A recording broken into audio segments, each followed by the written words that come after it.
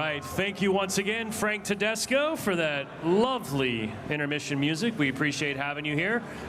Give some love to Frank, everyone.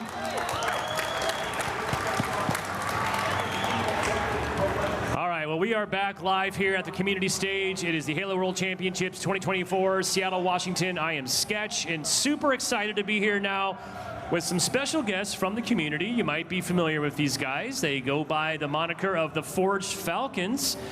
And we're going to talk a little bit about kind of what they've been up to, learn a bit more about their process, how they do what they do, and I think they got a couple fun announcements they'd like to share too. So first things first, let's do some introductions as I figure out how to use my clicker here. But guys, let's just go down the row, introduce yourselves. Yeah, there we go. We got our speaker slide with one exception. I want to give a shout out to Ryan Bergstrom.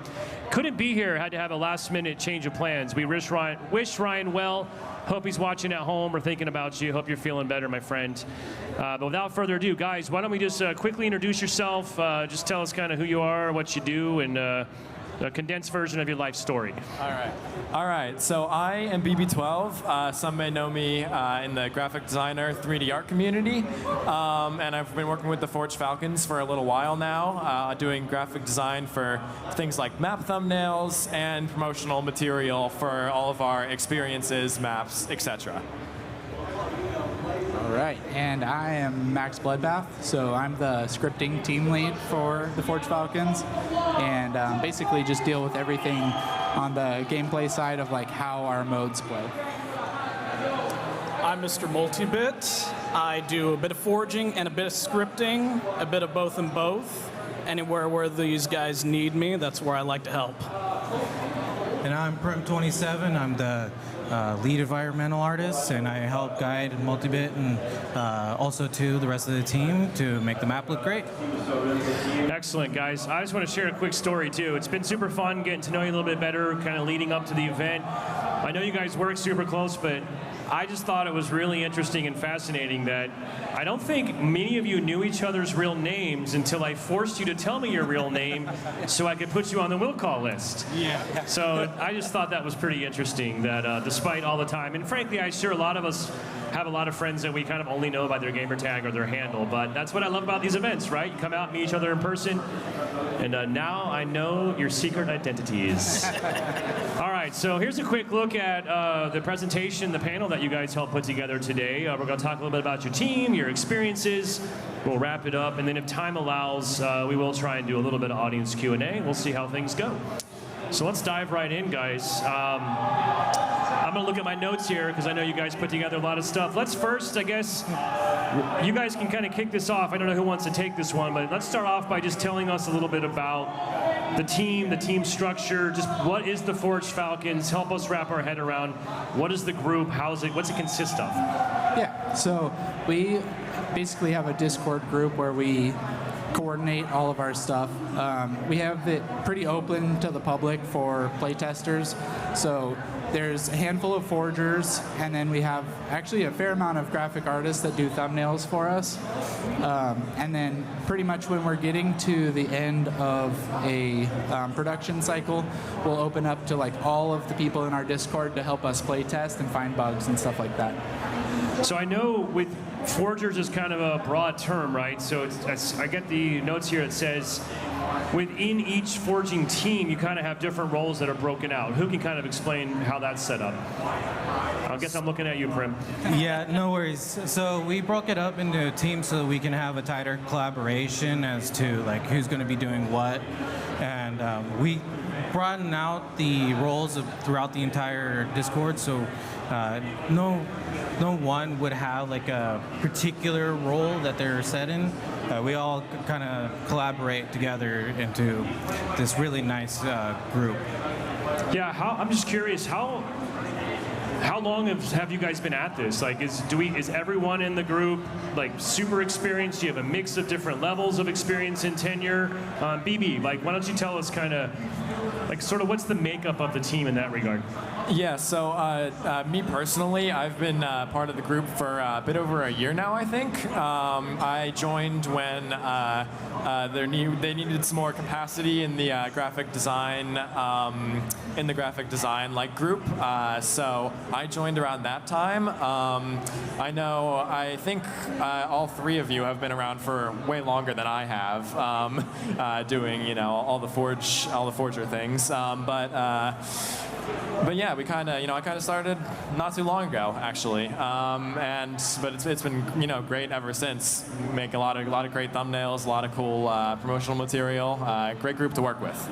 Yeah, we'll take a look at some of that promotional material in a minute. I think one of the things that people may not realize, and maybe I don't even realize, is just how many people does it really take? And I know we're going to talk about some of the modes here a little bit later, but let's for now just use like Survive the Undead. Like, what is the team size that really is responsible to bring an experience like that to Xbox and to our players? For sure. So I think there's 14 people total on the team right now. So we all work on pretty much everything.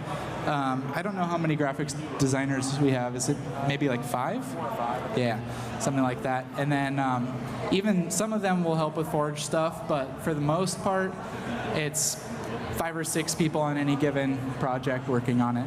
Okay, yeah. So I mean, it's a significant effort, and then that's just your core team. Now, talking about playtesters, now it's I have a note here. You guys are basically saying you have hundreds of playtesters. We do. What does that entail?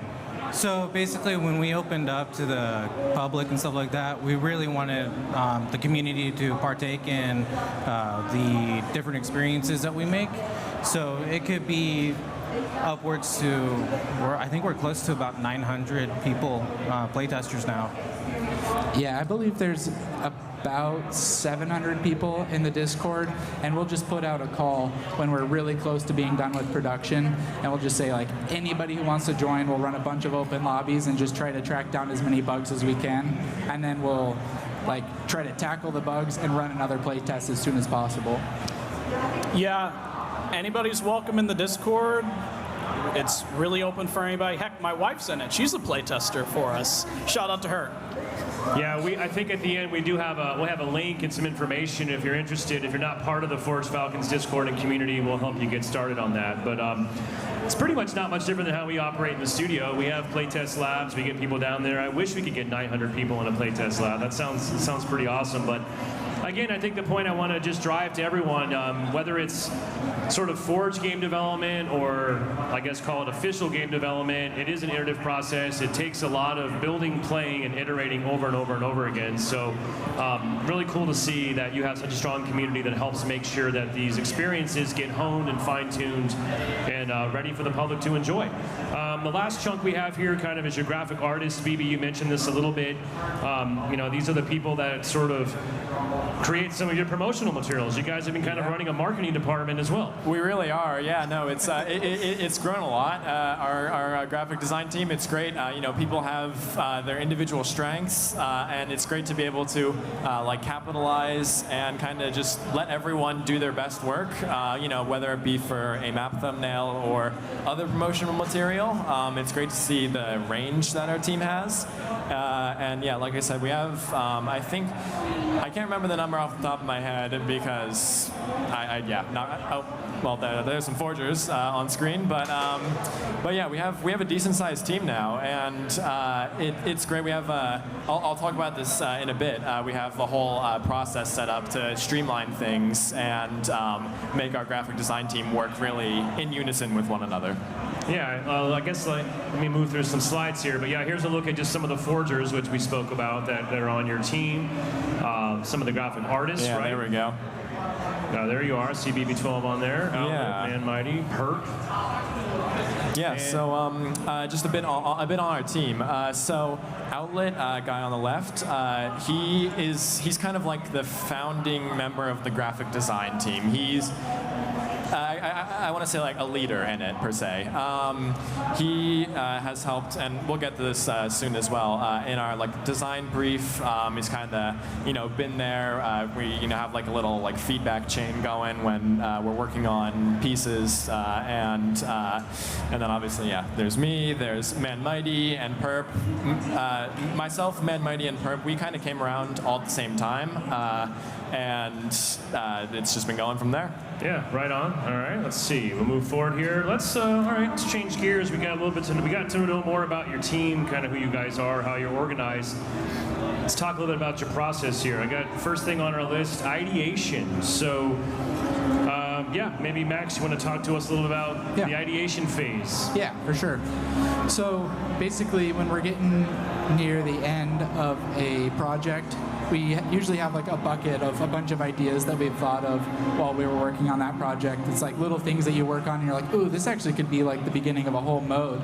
And so we'll just track all of those in a list, and then when we're getting ready to move on to the next project, we'll kind of look through those and see which one looks like it would be the most fun to work on, really. Like something that's missing from Halo that we think we could make a reality. And we'll take that and just kind of start to run with it and kind of bump around the ideas to see if we think we can handle it, for one thing, because it's like sometimes there's some really big things that it's like, can that even exist in Forge? Yeah. Yeah, I guess safe to say, I feel like y'all have really been pushing the boundaries of what Forge can do, and sometimes probably through this playtesting phase, you might realize an idea needs to change or be scrapped entirely. Oh, definitely, especially when we're doing like blockouts, when we do the playtests afterwards, then we'll be like, okay, we gotta really handcraft this to actually match the mode, especially for Survive the Undead. We try to keep everything kind of like narrow and claustrophobic. And then also too, after that, we kind of make sure that the mode actually works on the map. Because you may never know. We might come across something that could be catastrophic, and we'll be in the process where like we barely added any kind of cosmetics, so it's easier to change. Yeah, right on. Well, let's see. We talked about playtest a little bit. I don't know if you have anything else you might want to add on that front. And I think we talked a little bit about the marketing publishing side already. I mean, heck, you could consider this panel as a bit of marketing. I've seen you guys doing some teasers lately, kind of leading into today. Yeah, no, there's especially later, there's some good stuff, and yeah, it's in a form. This is an arm of what we do. You know, marketing to everyone, making sure everyone knows about the experiences and get hyped for them. Yeah, I guess we'll kind of keep the this sort of graphic design train going here. So, I don't know, what sounds like, you know, I'm looking at your notes here. You guys start with a design brief, you kind of move into a rendering phase, and then you work with feedback collaboration. So frankly, pretty standard creative process. I'll tell you, our teams are pretty much the exact same way. Sometimes the brief comes from any different group or stakeholder team, and they'll ideate on a couple concepts. Yep. People kind of give feedback, pick the one you want to go after, and then you just kind of hone it to the finish line. Yeah. I mean, you covered a lot of it there. It's like when we're starting off in the process, we kind of start at this base level of our general design brief. So, for example, it's things like for marketing material, like fonts we use, font size, like things like that to stay standard. But then there's also like some general like lighting guidelines, like kind of like think about the vibe you want to go for in this piece. You know, Survive the Undead, for example. It's like we want something that feels claustrophobic, feels like you're backed into a corner, and then for something like, say, Battle Royale, it's grand scale. Like you gotta keep that in mind when you're like ideating and coming up with the ideas for the graphics you want to make. All right, I'm going to keep us moving along here. Speaking of map thumbnails and some marketing material, there's some really cool imagery that I've seen y'all sharing across your channels. Really cool stuff. I think a lot of that may be done in Blender, probably. Is that kind of one of your main sources? Yeah, so basically our graphic designers, we start in the Forge map itself, actually. Okay. So in a lot of these examples, it can be difficult to see depending on the piece, but like what we normally do is we go onto the map, we find an iconic, I guess, or like well-known area of it that we want that like thumbnail to take place in. We want people to, be able to see that location and hey, I know that.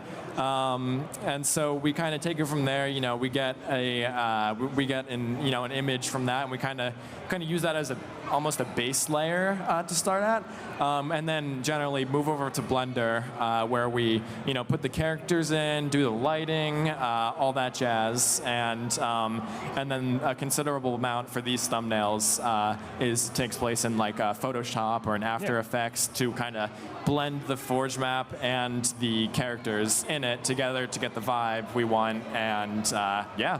Yeah, I mean, you can just tell you guys put a lot of care and detail into this. I just want to know, how long did it take to make most of these? Because I know that sometimes whenever we message you guys and stuff like that, it could be like a few days, a week or so. Like, what's the typical timeline?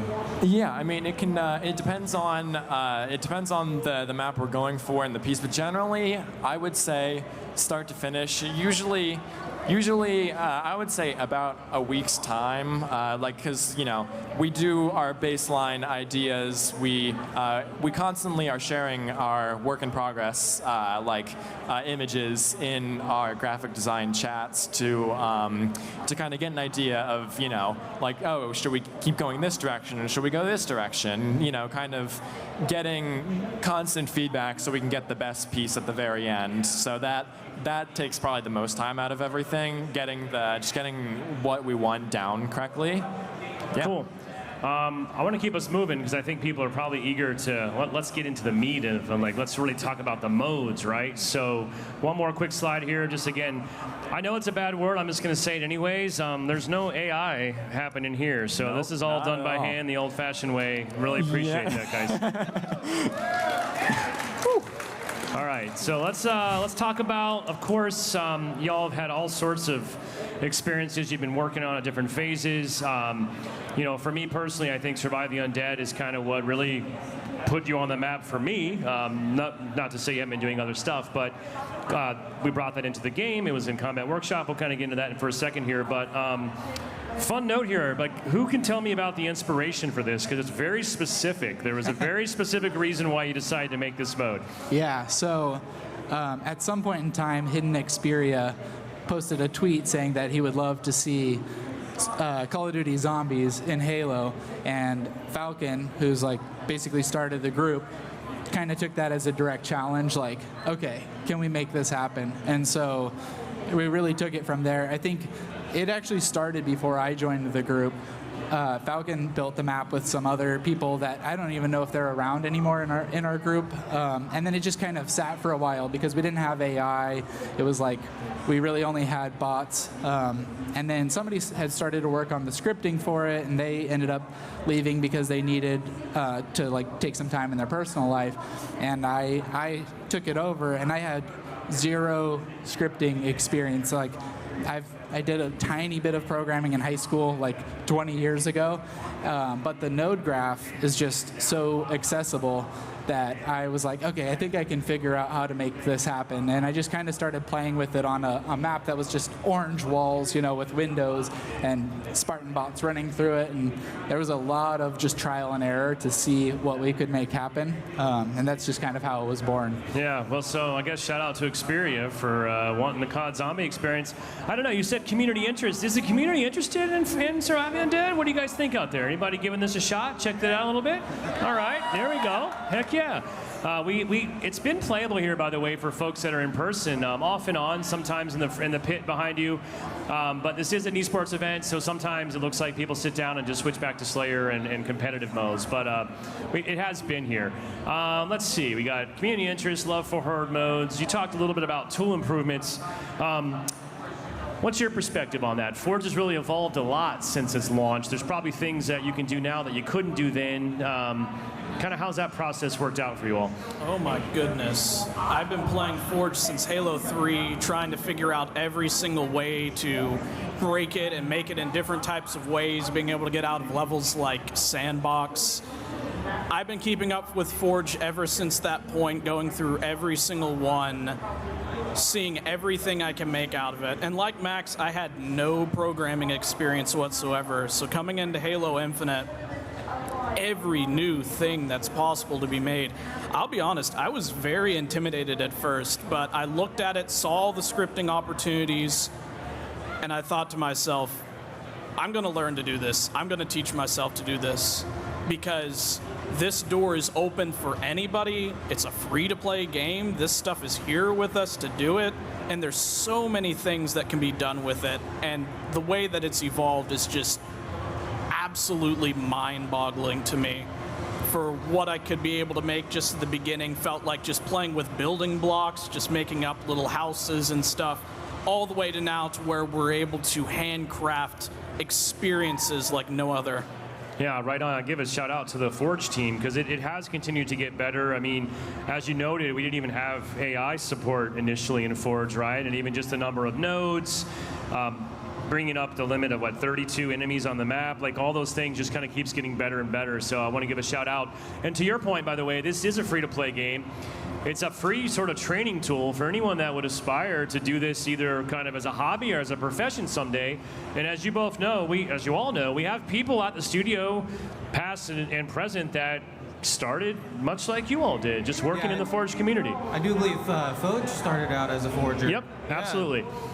So I love that story, and if it is an opportunity, that's one of the things I love about Forge is it lets people get real experience crafting real experiences for players. You get a portfolio going, and you may not have a game job, but you've got skills that you can sort of demonstrate and open doors, hopefully. Were you going to say something, BB? Yeah, I think I am not the most experienced in Forge. I'm more graphic design side, but like the way it's set up with like nodes and like the Forge tools, it's something that's super approachable for people who are new. I mean, Max being a good example of that. It's something that like you can learn to script, you can learn to basically do anything without prior knowledge into it, and it can be a gateway into even more after. It's great. I couldn't agree more. I want to give a shout out to the Forge team again. It's just been it's a passion project that just kind of keeps getting better, as we even saw yesterday, by the way, with the addition of third-person support. It's going to be offered. Yeah, we'll come back to that in a minute because I think one of the things y'all are working on feels like it'd be like the perfect marriage, bringing the third-person mode in. So, real quick on like level design, you mentioned the COD Zombies kind of inspiration here, but like what else kind of goes into how do you think about creating that unique Survive the Undead experience? So when creating a map for Survive the Undead, we wanted to have a consistent language throughout all the maps. So we try to keep everything pretty tight and claustrophobic, because if you look at the Call of Duty zombies, like the classics, they're all very tight-knit, narrow hallways, small rooms, and also too, that also affects gameplay as well. So when you have to think about the gameplay and use that to kind of like more or less design the level around it. Sure. Yeah, I mean, you've been able to create some really interesting immersive experiences that feel like nothing else in Halo Infinite today. So congrats to the team on all that work. Yeah, one thing that's kind of interesting, I think, about Survive the Undead is I think it's one of the few modes in the game, maybe the only one, where we have player collision turned on for your teammates. And so, that's part of the gameplay is that you kind of will block your own teammates into rooms accidentally when you're backing through far away from AI or something like that. And it's just kind of a fun change of pace from the normal matchmaking maps. Yeah, one thing we wanted to do as well is be able to make a very consistent difficulty curve throughout the game, because while anybody can start out in the fewer rounds at the start, it'll start building up.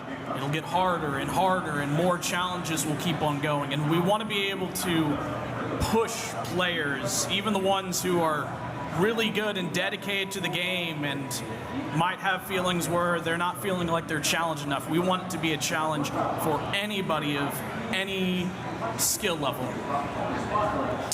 I hear you on that. So let's talk a little bit about, for folks that probably were aware, what was this, a couple months back, Survive the Undead went into the combat workshop. And that's one of our playlists in matchmaking that's designed to sort of be like a testing bed to put some stuff in there that's not 100% ready yet, or maybe still a work in progress, kind of kick the tires. It's like our way to get your 900-person Discord at scale to come in, play things, and really kind of give it a good test run. So who can just talk to me a little bit about that process, kind of what that entailed? I'd be really interested to know kind of what some of your key learnings were from that combat workshop experience. Yeah, it's actually really interesting because it went in and there was quite a bit of feedback, and it was a lot of stuff that we felt like we couldn't do anything about. It was like a lot of feedback about readability, like people didn't know what they should do. And then it felt like it was a long time that we didn't get feedback from 343, and we were kind of wondering what was going on.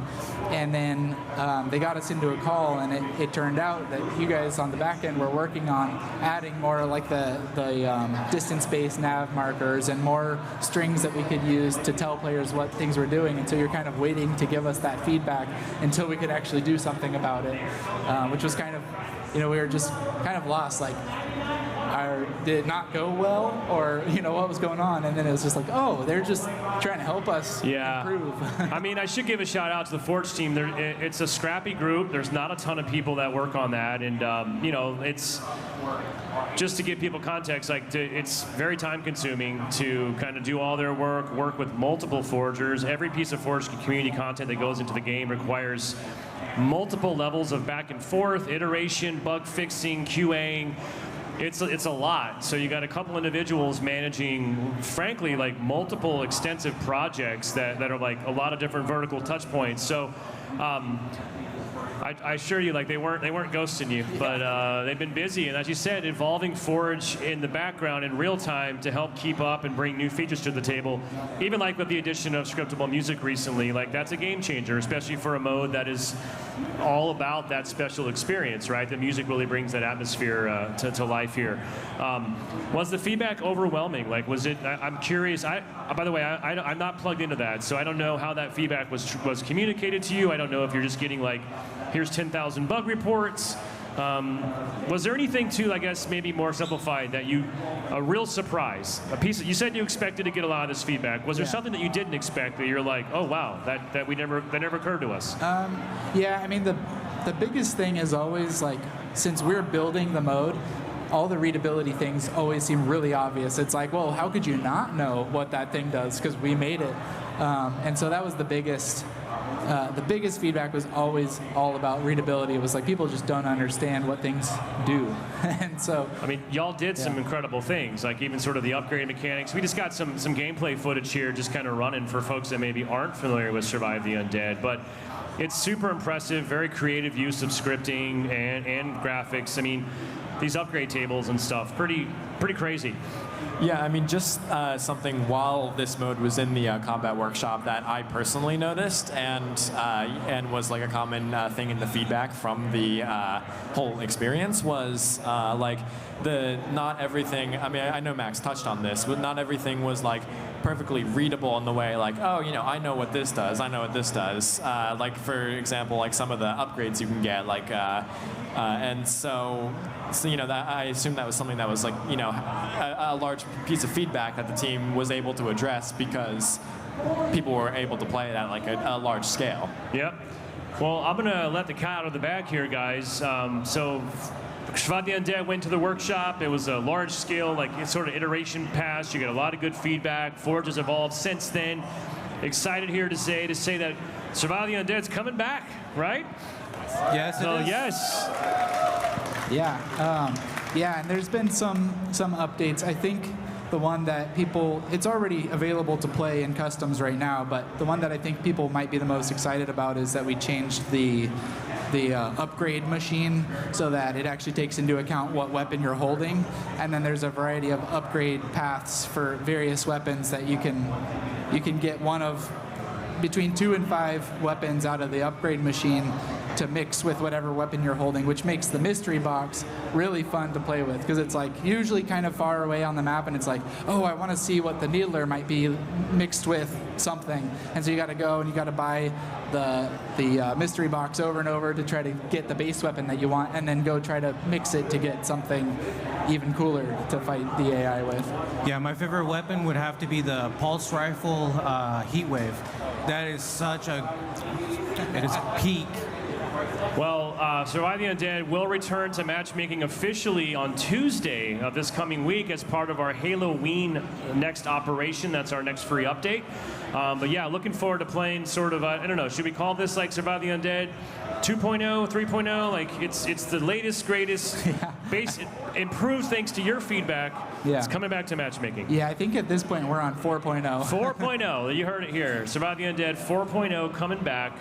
And you might be able to play it even a little bit here this weekend unless somebody switches it over to PvP in the meantime.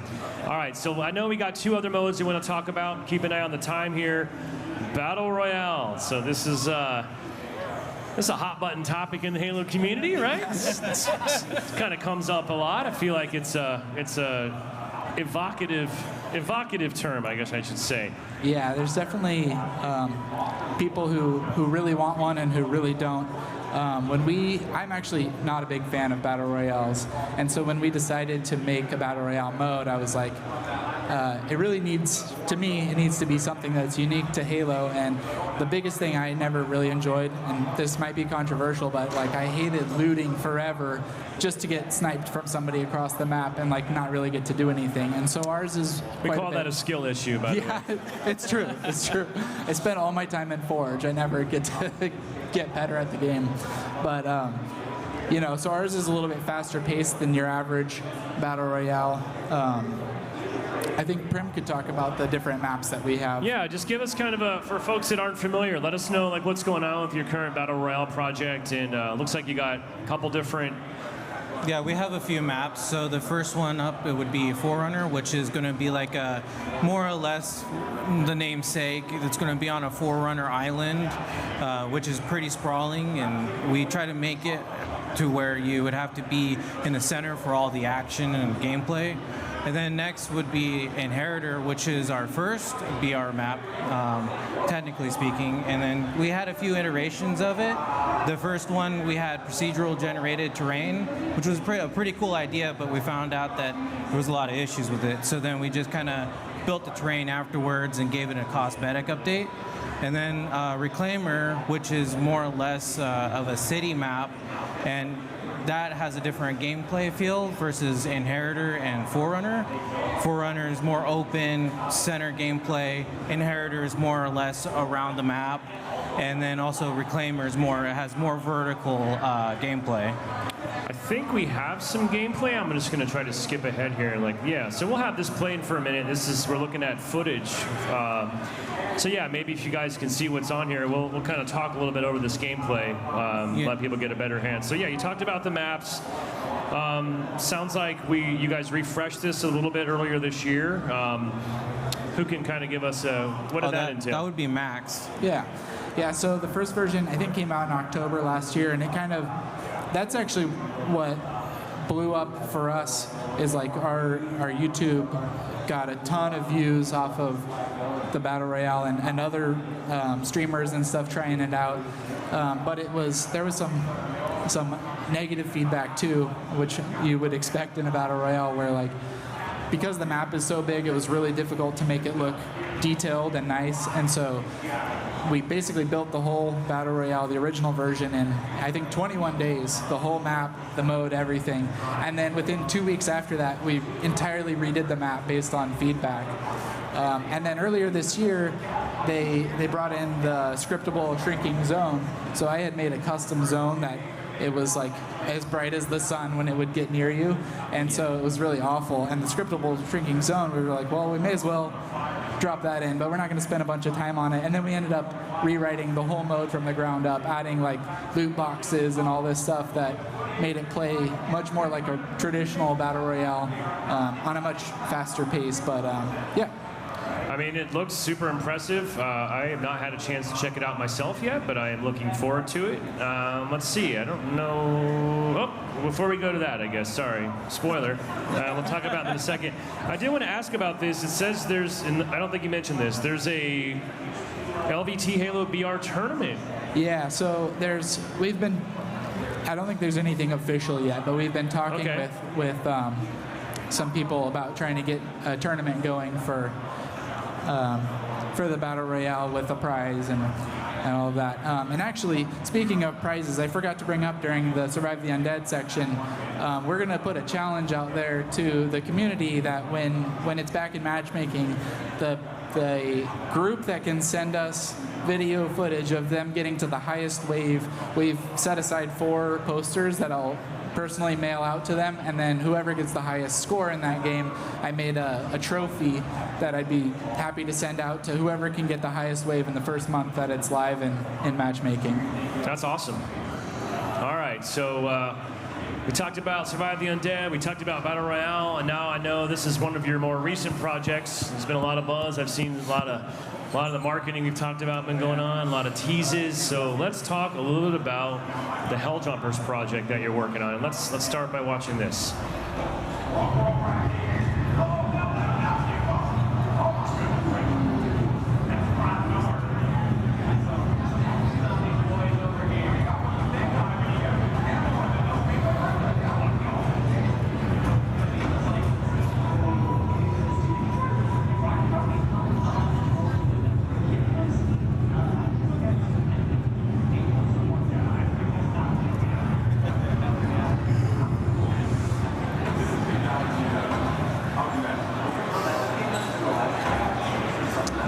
Your announced trailer? Yeah, that was kind of our teaser trailer for it. And there's going to be a little bit of gameplay footage later on. Yeah, we'll get to that in just a second. Yeah, I guess just give us the quick sort of summary here. What's the inspiration? Like, what do you want us to know about this exciting Helldivers project? Yeah, so Hell Jumpers is inspired by Helldivers 2 that recently came out earlier this year. And so we kind of saw that and we're like, could we do that in Halo Infinite? And after tossing some ideas around, we're like, oh, let's go ahead and try it out. And now it's going to be our most complicated and biggest mode that we made to date. And is this something that we talked about earlier in the Discord and all your playtesters? Is this an active playtest kind of right now, ongoing? Yeah, so we're just right now getting into all the playtesting. We've been working on it for, I think, about 7 months now. We've also been working on other stuff in the background, getting Survive the Undead ready for matchmaking and everything. But, it's going to be one of the biggest Forge creations I think that anybody has seen. I think we're at over 4,000 nodes in the node graph right now. We've got like 50-something script brains on the map, and which isn't necessarily a great measure of how complicated something is, but I can say that we've spent a lot of time really dialing in all of the scripting to try to make things as efficient as possible, to try to get in as many features as we possibly can. So we have like, you can select your loadout, you can buy weapons. We brought in the perk machines from Survive the Undead as upgrades that you can buy throughout. And basically you can drop into the map up to 6 times to get some progression throughout the game, so that it's, since you don't have progression carried over from game to game and custom games, we really wanted to get that sense of progression within the game. And so we expect it to take probably a couple of hours to beat the whole mode, and I think there's very little chance that anybody will beat it on the first try. It's very difficult. That's a challenge. I hear the challenge being thrown out to our players here. By the way, a progression system within the mode, that's insane.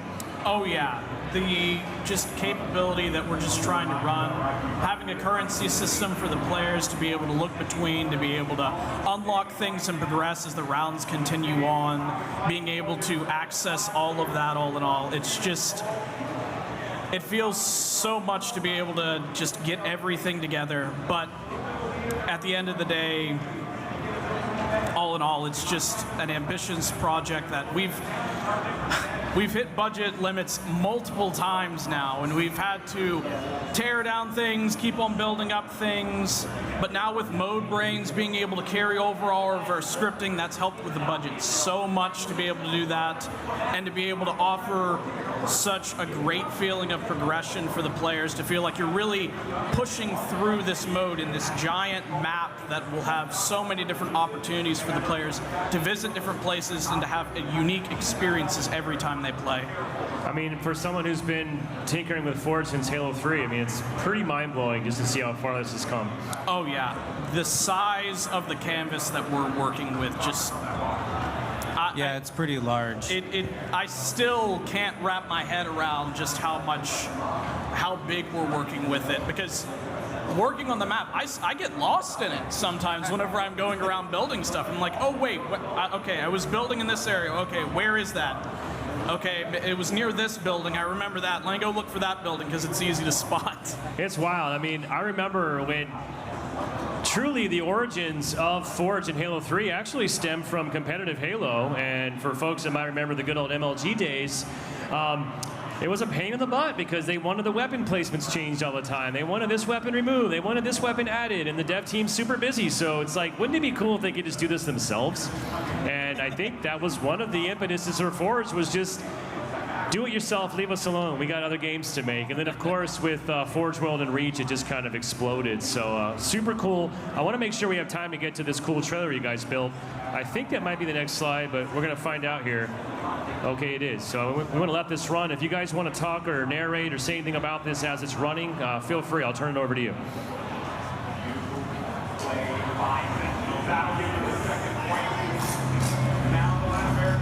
So even just at the beginning here, a super fun bug we ran into, a bug in some sense of the word, when we exit the drop pods, they were positioned in a way, so like when you go down in the drop pod, the door flies off, so you can exit, obviously.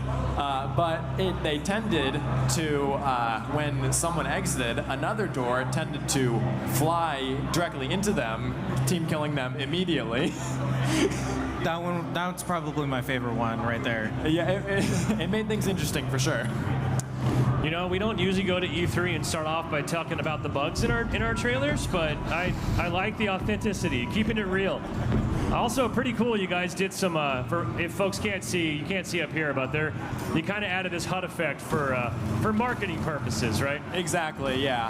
Our lovely graphic design team leader Outlet put this together, as well as the previous trailer. Yeah. So where they're at currently is the center of the map, and we try to make the center very readable and very easy to find, because it is kind of like a central hub where you can access the rest of the map. Are these orbital strikes being called in right here? Oh yeah. You'll notice that there is a strab being struck down right here. And if you notice the almost zone that this player was in, that is actually a shield that we're incorporating as well. That's a defensive stratagem. So we're incorporating both offensive and defensive stratagems in the game. Yeah, and so basically every player will be able to, if they have enough points, buy two stratagems, one that's like more offensive and one that's more defensive. This section that we're watching right now is a more, honestly, it's more tame, like linear portion of the mode. The majority of the time you're going to be like just getting bombarded by AI. We have a system in here that basically keeps track of all the players' locations and only spawns the AI near players. And so it's, even though there's only 32 AI on the map at any given moment, it's like you'll be surrounded most of the time. I love the mood and the atmosphere here for sure. What's my homeboy carrying right there? Is that one of his stratagems? Yeah, so he's got a power seed that he has to deliver to an enemy base to destroy like their tower up here. So as you notice, within the city, we also have banished outposts designed within them. So a lot of objectives might actually have you going to banished outposts within the city to go on offense. Yeah, and there's a lot of parts of the city that are very unique and distinguishable from any other part. So right here, this is more or less the main banished outpost, where, I'm not going to get in the rest of it because I'm going to spoil things. Yeah, and you'll notice there, defensive and offensive stratagems again being incorporated into this combat.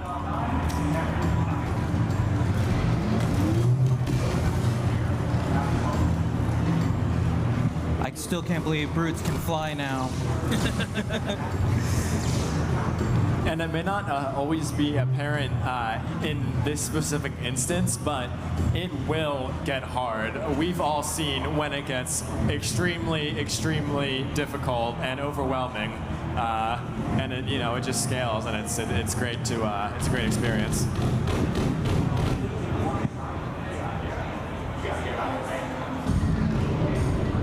Time to go. So as you'll see here, there's now actually going to be an extraction sequence underway once you complete your objectives. And then that will take you eventually back up to the main ship where you can afterwards use the points that you earn to go and purchase different loadouts and stratagems and of the like.